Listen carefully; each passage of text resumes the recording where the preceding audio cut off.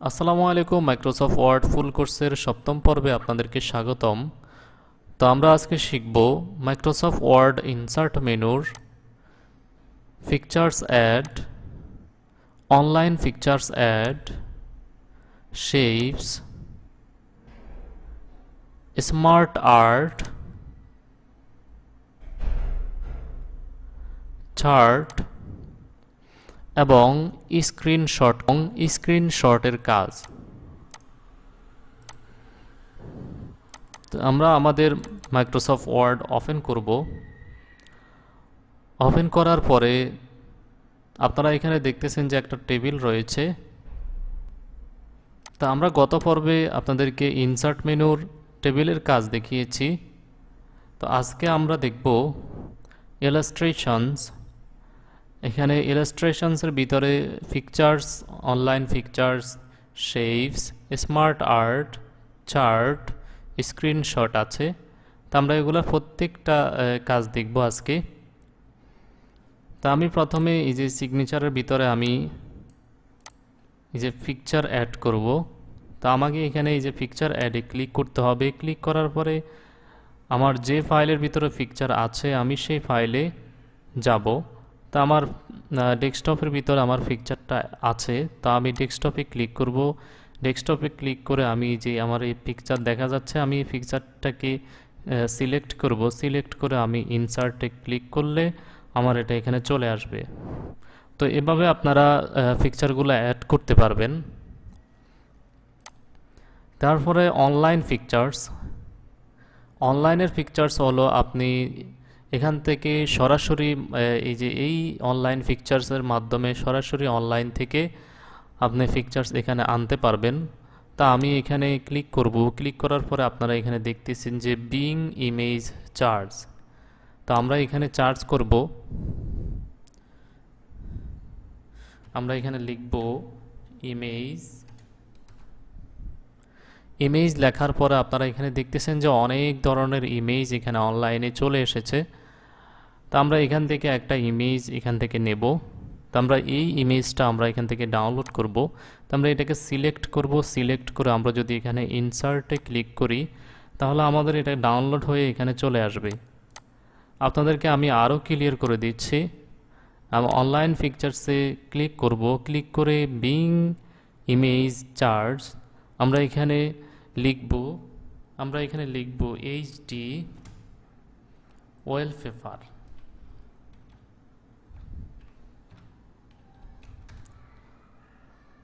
দেখেন এইচডি যত ওয়ালপেপার আছে সব এখানে চলে এসেছে। তো আমরা এখান থেকে যে কোনো একটা পিকচার আমরা সিলেক্ট করব। সিলেক্ট করে আমরা যদি ইনসার্টে ক্লিক করি তাহলে এটা ডাউনলোড হয়ে আমাদের এখানে বসে যাবে। আমরা যেই কলামের ভিতরে আমাদের যে মাউসের যে কার্সার রেখেছি ওই কলামের ভিতরে আমাদের এই পিকচারটা চলে আসবে। তো আপনারা বিষয়টা বুঝতে পেরেছেন। 3 নম্বর হলো শেপ। আমরা শেপের কাজ করব হলো আমরা যখন কোনো একটা ডকুমেন্টের কাজ করব, কাজ করার সময় আমাদের শেপের প্রয়োজন হতে পারে। এখানে বেশিরভাগ আপনার যে মেয়াতের যে কাজগুলো হয়, মেয়াতের ক্ষেত্রে বিভিন্ন চিত্র আঁকার জন্য এই শেপের প্রয়োজন হতে পারে। তো আমরা এছাড়াও অন্য কাজগুলো ডিজাইন করার জন্য আমরা এখান থেকে বিভিন্ন ধরনের শেপ নিয়ে কাজ করতে পারি। তা আমি ধরেন এই শেপটাকে নিলাম, নিয়ে আমি যদি এখানে এভাবে ধরে যদি আমি এভাবে টান দেই তাহলে দেখবেন যে এখানে একটা সুন্দর একটা ঘর চলে এসেছে। আমরা চাইলে এটাকে ডিজাইন করতে পারবো। তো ডিজাইন করতে হলে আমাদেরকে এই যে ড্রয়িং টুলসে যেতে হবে। আমরা এটাকে যখন সিলেক্ট করব তখন এখানে ড্রয়িং টুলস চলে আসবে উপরে। তো আমরা এটাতে ক্লিক করব। ক্লিক করার পরে আপনারা এখানে দেখতেছেন যে শেপ স্টাইলস। এখান থেকে আপনারা যে কোনো স্টাইলসে আপনারা এই শেপটাকে আপনারা কালার করতে পারবেন। এখানে আপনি যদি কোনো কালার না দেন তাহলে এই অবস্থা আপনি রাখতে পারবেন, অনেক সুন্দর হচ্ছে। আমরা যদি অন্য কোনো শেপ আমরা যদি নেই, যেমন আমি একটা চিত্র আপনাদেরকে এঁকে দেখাচ্ছি। যেমন সেই এই যে দেখেন আপনার ত্রিভুজ, এটা আমরা গণিতের ক্ষেত্রে ব্যবহার করে থাকি। তারপরে আমরা এখানে দেখেন এই যে আমাদের যে আঁকটা আছে, এই আঁকটাকে আমরা ব্যবহার করতে পারি এভাবে দিয়ে, এবং আমরা আরেকটা দাগ নেব, নিয়ে আমরা এভাবে দিতে পারি, এবং আমরা এখান থেকে আরও যে শেপসগুলো আছে এগুলো আমরা ব্যবহার করতে পারি। যেমন এই যে এই শেপটা আমরা এখানে ব্যবহার করব, আমরা এখানে এনে টেনে এখানে বসিয়ে দেব। আপনারা দেখতেছেন যে কি সুন্দর একটা চিত্র হয়ে গেছে। তো শেপের কাজ হলো এগুলা আপনার চিত্র তৈরি করার ক্ষেত্রে এটা বিশেষ প্রয়োজন হয়। তা আপনারা অন্য অন্য কাজেও এটা ব্যবহার করতে পারবেন। যেমন এটা নিয়ে আপনি এখানে কিছু লিখতে পারবেন। এখানে আমরা এটাকে টেনে বড় করতে পারবো, এবং এই যে এটাকে আমরা এই ছোট করতে পারবো কিংবা বড় করতে পারবো, ঠিক আছে।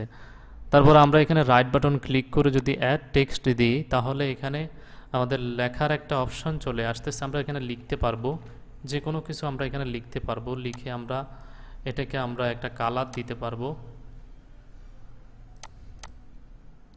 এটাকে আমরা একটা কালার দিতে পারবো।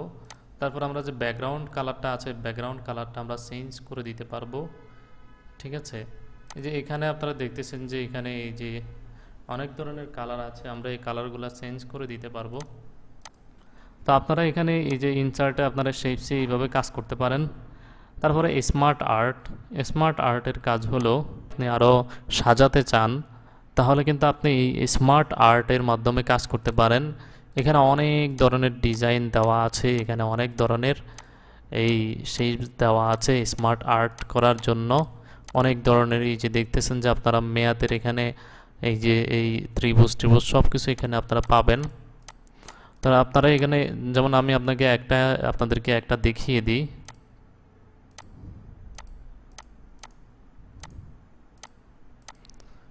এখানে যদি আমরা এইটা ব্যবহার করি,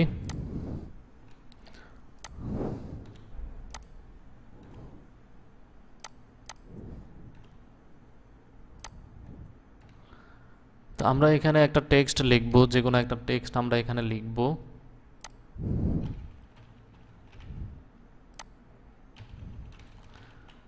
এখন আমরা এখানে একটা এই কালার দিয়ে দেব, ব্যাকগ্রাউন্ড কালার আমরা এখান থেকে চুজ করে দেব। যে দেখতেছেন যে অনেক ধরনের সুন্দর সুন্দর কালার এখানে আসতেছে। আপনারা চাইলে এই সুন্দর সুন্দর কালারগুলো আপনারা এখানে ইউজ করতে পারেন, আপনারা এই ডিজাইনগুলো আপনারা এখানে ইউজ করতে পারেন। তারপরে হলো আমাদের চার্টের কাজ হলো, আমরা যখন আপনারা দেখবেন বিভিন্ন ইংরেজি যে ইয়েগুলো প্রশ্নগুলো হয়, এই প্রশ্নগুলোতে চার্টের একটা প্রশ্ন আসে চার্ট দিয়ে আপনার অ্যান্সার করার জন্য। তো এই চার্টগুলো আমরা অনেকভাবেই ব্যবহার করতে পারি, বিভিন্নভাবে আমরা ব্যবহার করতে পারি এই চার্টগুলা। আমি যদি এই চার্টটা ওপেন করি, তাহলে এখানে আপনারা দেখতেছেন যে এই চার্টটা এখানে চলে এসেছে, এবং এক্সেল শিট অটোমেটিকে এখানে এই অপশনগুলো চলে এসেছে। এখানে দেখতেছেন যে সিরিয়াস 1, তারপরে serious 2, serious 3, category 1, category 2, category 3, category 4। তো আমরা যদি এখানে কিছু একটা দিতে চাই, তাহলে আমরা এখানে দিতে পারি যে সালাম কালাম হাশেম। দেখেছেন এখানে চলে এসেছে সালাম কালাম হাশেম। তারপর আমরা এখানে এই যে ক্যাটাগরিগুলো আমরা চেঞ্জ করে দেব, যে পার্ট 1,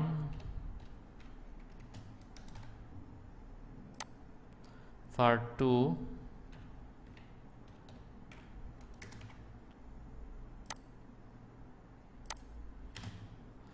এখানে পার্ট 3,